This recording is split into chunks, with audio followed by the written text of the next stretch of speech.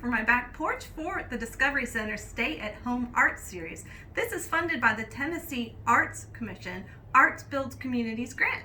I hope that you will join me as I share some ideas for making art with recycled materials. We'll be building a dream house and other fun things. Stay happy and healthy. See you soon. Hey, this is Abby here with the Discovery Center's Art at Home series. I'm coming to you from my back porch, and today I'd like to talk to you about making Play-Doh at home. I have 3 different recipes that will be available on the Discovery Center's webpage, and I'm ready to talk about which ones work and what the pros and cons of all these recipes. The first one I have not made for you today. It's more of a traditional Play-Doh recipe that uses flour and salt primarily. That's a really good recipe for you to just play with, but not so great for making and saving your projects. The other 2 recipes I'm going to talk about involve a lot of ingredients that I hope that you'll have at home. So obviously use what you have, and that might help you decide which recipe to make.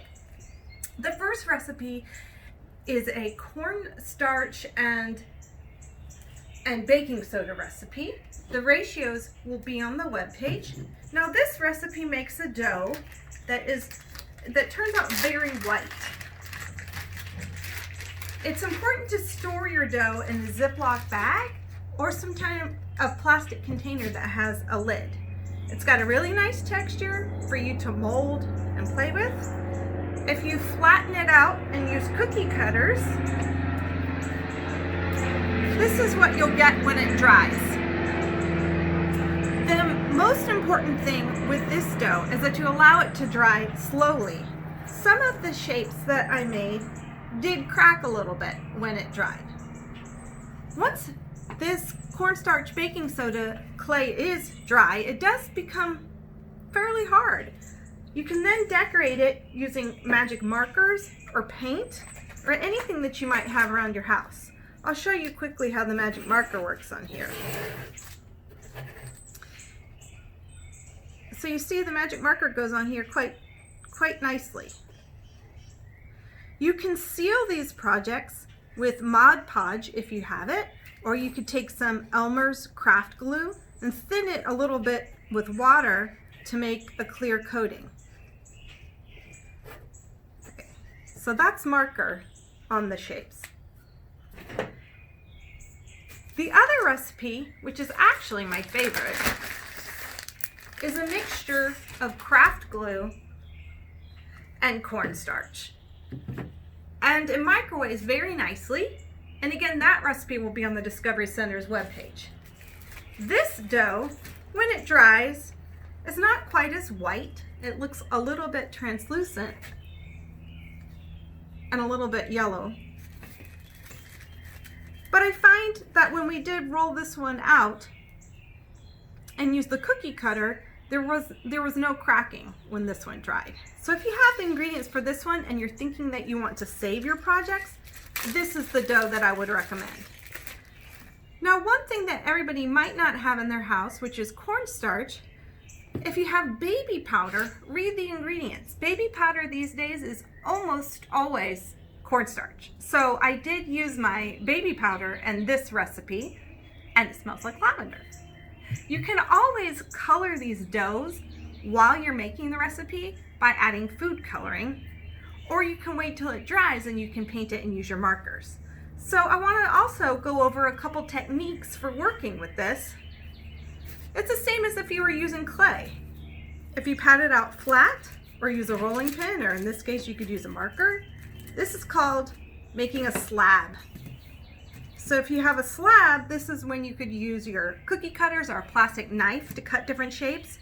You could also maybe get a fingerprint in here or a whole handprint if your hands are small. Don't forget to have a straw to poke your hole before it dries. Another technique for working with this is you could use the pinching method, which if you've ever made a pinch pot, you can do this with these doughs also. You can have a ball and you stick your thumb in there and you just pinch and turn.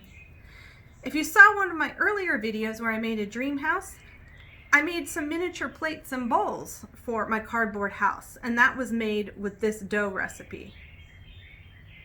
So you see here, I have a small bowl, and this was the pinching method. Another method is coiling. So this is taking the clay and rolling it into long snakes. Now you can see I'm working on top of looks like a piece of paper. This is called parchment paper. It keeps the dough from sticking to the table. So if you have parchment paper or wax paper, you just might want to cover your table with something. If your dough seems sticky, you could sprinkle a little bit of flour or some of the cornstarch on here to keep it from sticking. So back to coiling. I'm just going to keep rolling this. And now that I have a coil, I could do something like I could maybe make a letter A with my snake here. And I could leave this to dry. You could spell out your whole name. Also with coils, you could make a small vessel just with a bunch of coils. You want to keep rolling. And to do that, you would just wind your coils up and see how tall you could get. So there's all kinds of things you could do, and I hope you'll check out the web page and look for my lesson plan that has the 3 different recipes.